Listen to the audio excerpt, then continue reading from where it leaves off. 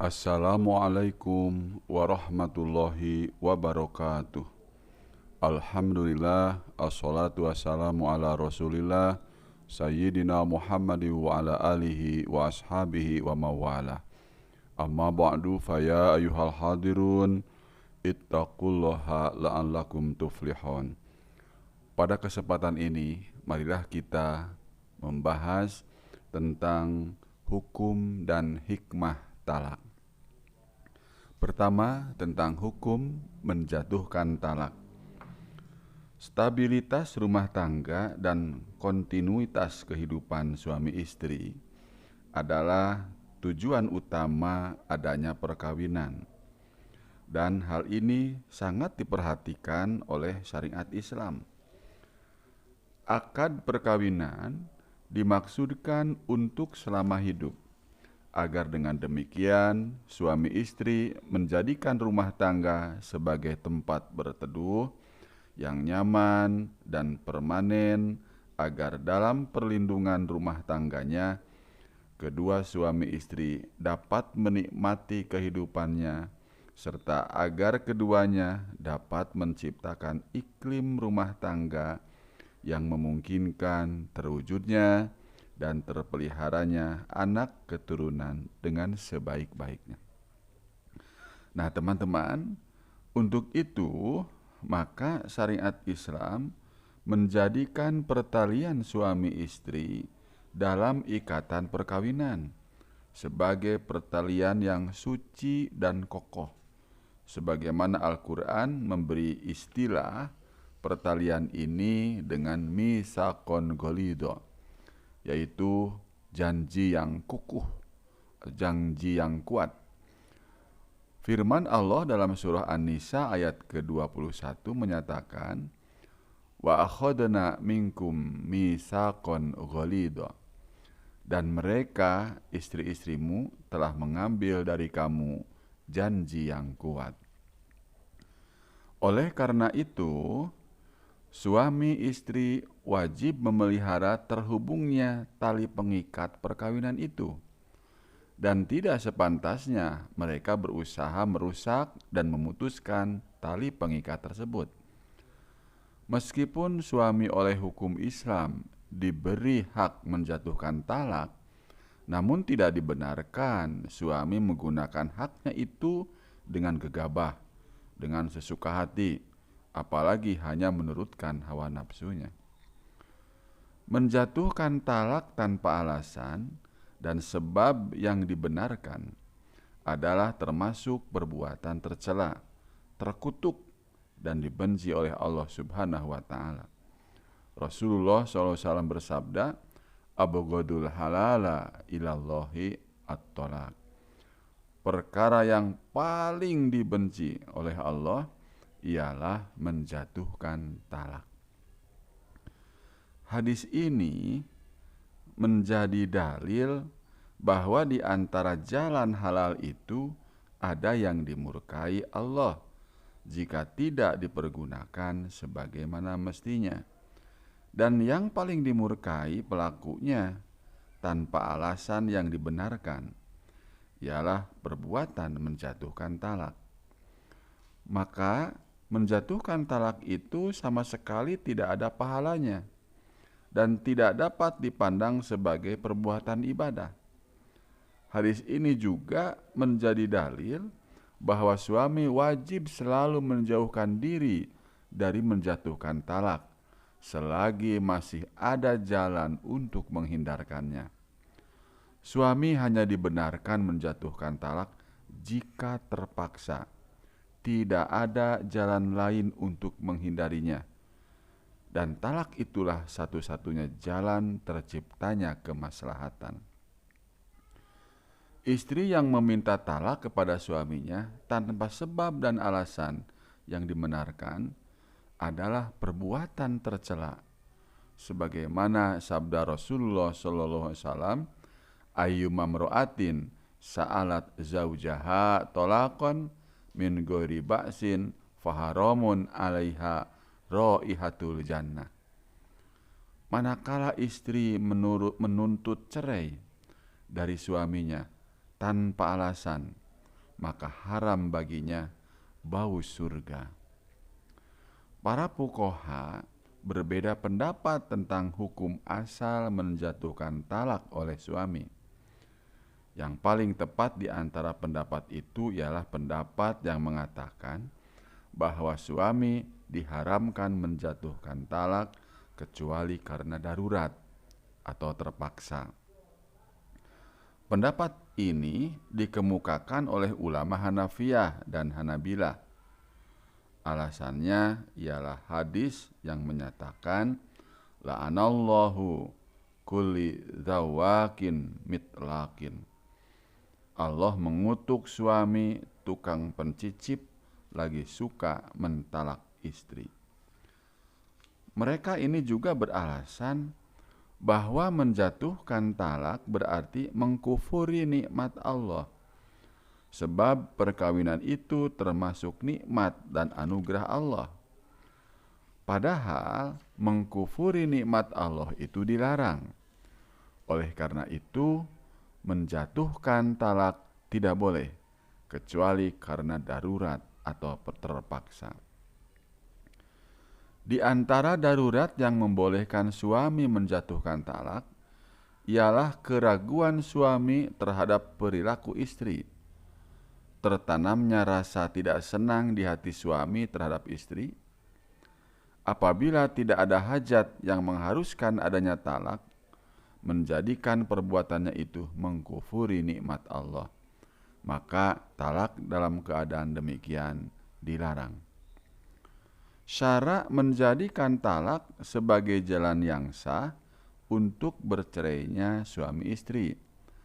Namun, syara membenci terjadinya perbuatan ini dan tidak merestui dijatuhkannya talak tanpa sebab atau alasan.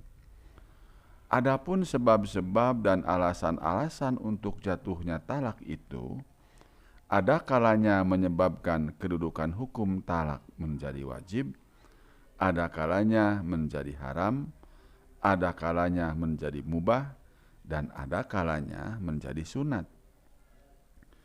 Talak menjadi wajib bagi suami atas permintaan istri dalam hal suami tidak mampu menunaikan hak-hak istri serta menunaikan kewajibannya sebagai suami.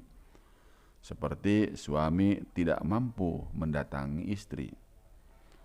Dalam hal ini, istri berhak menuntut talak dari suaminya, dan suami wajib menuruti tuntutan istri.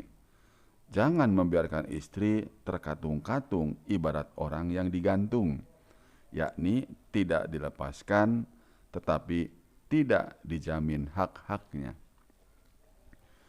Ulama Hanabilah mewajibkan talak dalam hal terjadi kasus syikok, jika kedua hakam berpendapat bahwa talak itulah satu-satunya jalan untuk mengakhiri persengketaan suami istri. Demikian pula dalam kasus ila, yakni suami bersumpah tidak akan mencampuri istrinya dan telah berlalu masa 4 bulan setelah sumpah tersebut, si suami tidak mencabut sumpahnya. Berdasarkan firman Allah dalam Al-Quran surah Al-Baqarah ayat 226 dan 227. Lilladzina yu'luna min nisaihim tarabbusu arba'ati ashhurin fa in fa'u fa innallaha ghafurur rahim wa in azamut talaqa fa innallaha sami'un alim. Kepada orang-orang yang mengila istrinya diberi tangguh 4 bulan lamanya. Kemudian jika mereka kembali kepada istrinya, maka sungguh Allah Maha Pengampun lagi Maha Penyayang. Dan jika mereka berazam atau bertetap hati untuk talak, maka sungguh Allah Maha Mendengar lagi Maha Mengetahui. Mengila istri maksudnya bersumpah tidak akan mencampuri istri. Dengan sumpah ini seorang istri menderita karena tidak disetubuhi dan tidak pula diceraikan. Setelah 4 bulan berselang, sumpah suami tidak hendak kembali kepada istrinya, maka wajiblah ia menjatuhkan talaknya, agar dengan demikian istri tidak terkatung-katung seperti orang digantung.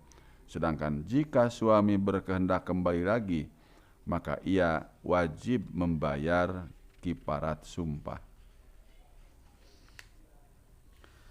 Talak itu diharamkan jika dengan talak itu kemudian suami berlaku serong, baik dengan bekas istrinya ataupun dengan wanita lain. Suami diharamkan menjatuhkan talak jika hal itu mengakibatkan terjatuhnya suami ke dalam perbuatan haram. Sayyid Sabiq mengemukakan bahwa talak diharamkan jika tidak ada keperluan untuk itu, karena talak yang demikian menimbulkan madarat, baik bagi suami maupun diri istri, serta melenyapkan kemaslahatan kedua suami istri itu tanpa alasan. Talak yang demikian ini bertentangan dengan sabda Nabi SAW, la dororo wala diroro. Tidak boleh timbul madarat dan tidak boleh saling menimbulkan madarat. Dalam riwayat lain dikatakan bahwa talak tanpa sebab adalah makruh. Jadi makruh hukumnya, berdasarkan hadis yang menetapkan bahwa talak merupakan jalan yang halal yang paling dibenci oleh Allah, yakni dibenci jika tidak ada sebab yang dibenarkan. Sedangkan Nabi menamakannya halal atau tidak haram juga karena talak itu menghilangkan perkawinan yang di dalamnya terkandung kemaslahatan-kemaslahatan yang disunahkan, sehingga talak itu hukumnya makruh. Talak itu mubah hukumnya atau dibolehkan ketika ada keperluan untuk itu, yakni karena jeleknya perilaku istri, bukannya sikap istri terhadap suami atau suami menderita madarat lantaran tingkah laku istri, atau suami tidak mencapai tujuan perkawinan dari istri. Talak disunatkan jika istri rusak moralnya, berbuat zina atau melanggar larangan-larangan agama, atau meninggalkan kewajiban-kewajiban agama seperti meninggalkan sholat, puasa, istri tidak afifah atau tidak menjaga diri, berlaku tidak hormat. Dalam hal ini, ulama Hanabilah mempunyai 2 pendapat. Pertama, sunat hukumnya, dan yang kedua, wajib hukumnya. Dinukilkan dari Imam Ahmad bahwa mentalak istri yang demikian ini adalah wajib, terutama jika istri berbuat zina atau meninggalkan sholat atau meninggalkan puasa. Menurut beliau, tidak seyogianya istri yang demikian dipelihara terus karena akan menurunkan martabat agama, mengganggu tempat tidur suami, dan tidak terjamin keamanan anak yang dilahirkan. Kemudian teman-teman, kita beralih pada hikmah talak. Allah yang maha bijaksana menghalalkan talak tetapi membencinya, kecuali untuk kepentingan suami, istri, atau keduanya, atau untuk kepentingan keturunannya. Dalam masalah ini mengandung 2 hal yang merupakan sebab terjadinya talak. Pertama, kemandulan. Kalau seorang laki-laki mandul, maka ia tidak akan mempunyai anak, padahal anak merupakan keutamaan perkawinan. Dengan demikian, anak, keturunan akan menjadi makmur. Begitu pula dengan perempuan, apabila mandul, maka keberadaannya bersama suami akan mengeruhkan kejernihan kehidupan. Maka talak mempunyai faedah bagi suami bila istri mandul. Juga berfaedah bagi istri jika suami mandul. Sebab di antara tujuan yang mendorong untuk kawin adalah terwujudnya keturunan.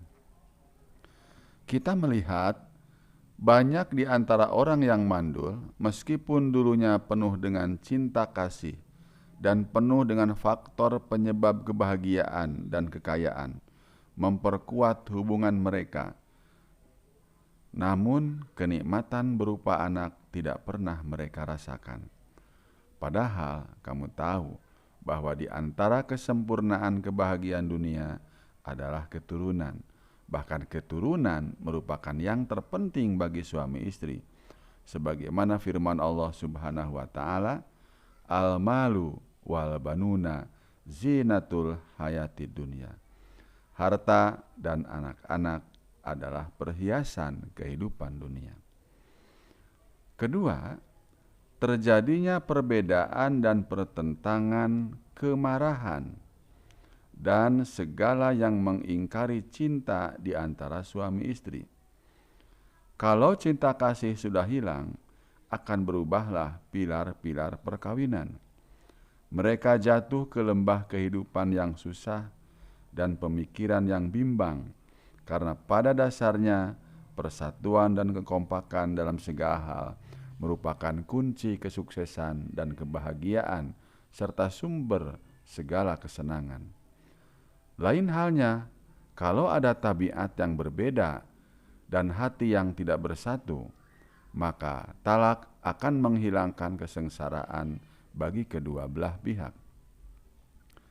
Kita mendengar dan menyaksikan seseorang dari orang-orang yang tidak mungkin talak disebabkan oleh larangan agama atau bukan. Kita menyaksikan pula orang yang meninggalkan negerinya, padahal dia mulia di sana. Kita menyaksikan orang atau aliran lain karena lari dari kehidupan perkawinan yang sangat sulit. Banyak pula terjadi perselisihan antara suami istri, sehingga berkobar-kobarlah api pertengkaran dan percekcokan antara keduanya, hingga menyebar ke sanak kerabat. Maka saat itu rusaklah aturan keluarga dan semua berada dalam kejahatan. Ketika terjadi pertentangan dan pertengkaran antara suami istri, maka akan menimbulkan bahaya besar bagi anak-anak. Mereka akan berada dalam kegoncangan, sebab kalau condong kepada ibu mereka, takut untuk condong kepada bapa, begitu sebaliknya.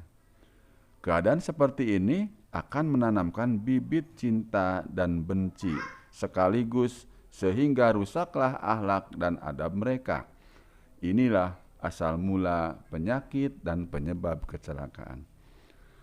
Bangsa-bangsa maju dan sinar ilmu pengetahuan serta pemeluk agama lain telah mengakui adanya hikmah yang nyata ini. Lantas menetapkan adanya kebijaksanaan talak di dalam pengadilan. Negara maju yang pertama mengakui adalah Amerika Serikat.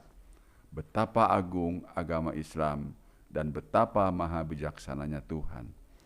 Demikian teman-teman, uraian atau bahasan tentang hikmah dan hukum talak. Mudah-mudahan bermanfaat bagi semua. Wassalamualaikum warahmatullahi wabarakatuh.